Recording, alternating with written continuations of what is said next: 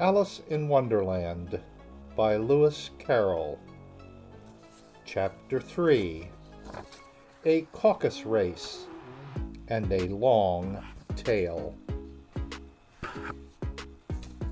They were indeed a queer-looking party that assembled on the bank. The birds with draggled feathers, the animals with their fur clinging close to them, and all dripping wet, cross, and uncomfortable. The first question, of course, was how to get dry again. They had a consultation about this, and after a few minutes, it seemed quite natural to Alice to find herself talking familiarly with them as if she had known them all her life. Indeed, she had quite a long argument with the Lory, who at last turned sulky and would only say, "I am older than you and must know better." And this Alice would not allow without knowing how old it was, and as the Lory positively refused to tell its age, there was no more to be said. At last, the mouse, who seemed to be a person of authority among them, called out, "Sit down, all of you, and listen to me. I'll soon make you dry enough." They all sat down at once, in a large ring, with the mouse in the middle. Alice kept her eyes anxiously fixed on it, for she felt sure she would catch a bad cold if she did not get dry very soon. "Ahem," said the mouse with an important air. "Are you all ready? This is the driest thing I know. Silence all around, if you please." William the Conqueror, whose cause was favored by the Pope, was soon submitted to by the English, who wanted leaders, and had been of late much accustomed to usurpation and conquest. Edwin and Morcar, the Earls of Mercia and Northumbria. "Ugh!" said the Lory with a shiver. "I beg your pardon," said the mouse, frowning, but very politely. "Did you speak?" "Not I," said the Lory hastily. "I thought you did," said the mouse. "I proceed. Edwin and Morcar, the Earls of Mercia and Northumbria, declared for him, and even Stigand, the patriotic Archbishop of Canterbury, found it advisable." "Found what?" said the duck. "Found it," the mouse replied rather crossly. "Of course you know what it means." "I know what it means well enough when I find a thing," said the duck. "It's generally a frog or a worm. The question is, what did the Archbishop find?" The mouse did not notice this question, but hurriedly went on. "Found it advisable to go with Edgar Atheling to meet William and offer him the crown. William's conduct was at first moderate, but the insolence of his Normans. How are you getting on now, my dear?" it continued, turning to Alice as it spoke. "As wet as ever," said Alice in a melancholy tone. "It doesn't seem to dry me at all." In that case, said the dodo solemnly, rising to its feet, I move that the meeting adjourn for the immediate adoption of more energetic remedies. Speak English, said the eaglet. I don't know the meaning of half those long words, and what's more, I don't believe you do either. And the eaglet bent down its head to hide a smile. Some of the other birds tittered audibly. What I was going to say, said the dodo in an offended tone, was that the best thing is to get us dry would be a caucus-race. What is a caucus-race? Said Alice. Not that she wanted much to know, but the dodo had paused as if it thought that somebody ought to speak, and no one else seemed inclined to say anything. Why, said the dodo, the best way to explain it is to do it. And you might like to try the thing yourself some winter day. I will tell you how the dodo managed it. First, it marked out a race course in a sort of circle. The exact shape doesn't matter, it said. And then all the party were placed along the course, here and there. There was no 1, 2, 3, and away, but they began running when they liked, and left off when they liked, so that it was not easy to know when the race was over. However, when they had been running half an hour or so, and were quite dry again, the dodo suddenly called out, "The race is over!"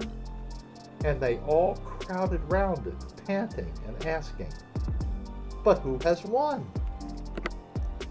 This question the dodo could not answer without a great deal of thought, and it sat for a long time with one finger pressed upon its forehead, the position in which you usually see Shakespeare in the pictures of him, while the rest waited in silence.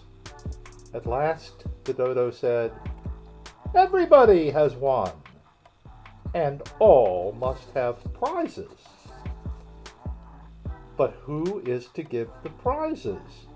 quite a chorus of voices asked. "Why, she, of course," said the dodo, pointing to Alice with one finger, and the whole party at once crowded round her, calling out in a confused way, "Prizes! Prizes!" Alice had no idea what to do, and in despair she put her hand in her pocket and pulled out a box of comfits. Luckily, the salt water had not got into it, and handed them round as prizes. There was exactly one apiece all round. But she must have a prize herself, you know," said the mouse. "Of course," the dodo replied very gravely. "What else have you got in your pocket?" he went on, turning to Alice. "Only a thimble," said Alice sadly. "Hand it over here," said the dodo. Then they all crowded round her once more, while the dodo solemnly presented the thimble, saying, "We beg your acceptance of this elegant thimble." And when it had finished this short speech, they all cheered. Alice thought the whole thing very absurd, But they all looked so grave that she did not dare to laugh, and as she could not think of anything to say, she simply bowed and took the thimble, looking as solemn as she could. The next thing was to eat the comfits. This caused some noise and confusion, as the large birds complained that they could not taste theirs, and the small ones choked and had to be patted on the back. However, it was over at last, and they sat down again in a ring and begged the mouse to tell them something more. "You promised to tell me your history, you know," said Alice, "and why it is you hate C and D," she added in a whisper, half afraid that it would be offended again. "Mine is a long and a sad tale," said the mouse, turning to Alice and sighing. "It is a long tale, certainly," said Alice, looking down with wonder at the mouse's tail. "But why do you call it sad?" And she kept on puzzling about it while the mouse was speaking, so that her idea of the tale was something like this. Here the words are written on the page 1 to 4 on a line, and the lines are offset so they snake down the page in a wavy fashion. And here's what they say. Fury said to a mouse that he met in the house, "Let us both go to law. I will prosecute you. Come, I'll take no denial. We must have a trial. For really this morning I've nothing to do." Said the mouse to the cur, "Such a trial, dear sir, with no jury or judge, would be wasting our breath." "I'll be judge, I'll be jury," said cunning old Fury. "I'll try the whole cause, and condemn you to death." And there's where the snaky text ends. Continuing, "You are not attending," said the mouse to Alice severely. "What are you thinking of?" "I beg your pardon," said Alice, very humbly. "You had got to the 5th bend, I think?"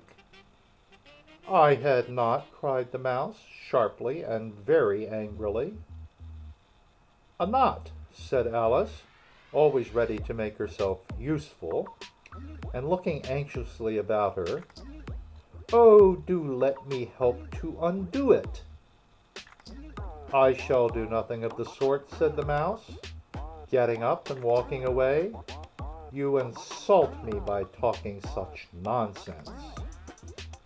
"I didn't mean it," pleaded poor Alice, "but you're so easily offended, you know." The mouse only growled in reply. "Please come back and finish your story," Alice called after it, and the others all joined in chorus. "Yes, please do."